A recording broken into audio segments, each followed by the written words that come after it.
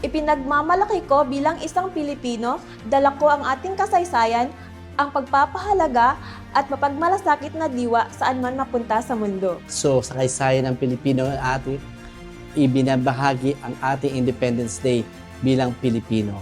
So, malugod na kinatuwa at kasaysayan ay gagamitin sa taon nito. So, mabuhay bilang Pilipino.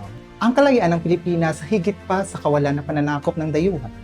Ito ay patuloy na laban para sa katarungan, panlipunan, edukasyon at pagkapatay-pantay. Bilang isang mamamayang Pilipino, ipinagmamalaki ko na naging isang independing nagtatrabaho dito sa gitnang silangan para makatulong sa pamilya. Bilang isang Pilipino, proud ako na nakalaya na tayo sa mga Kastila noong 1968 na idiniklara ni Emilio Aguinaldo.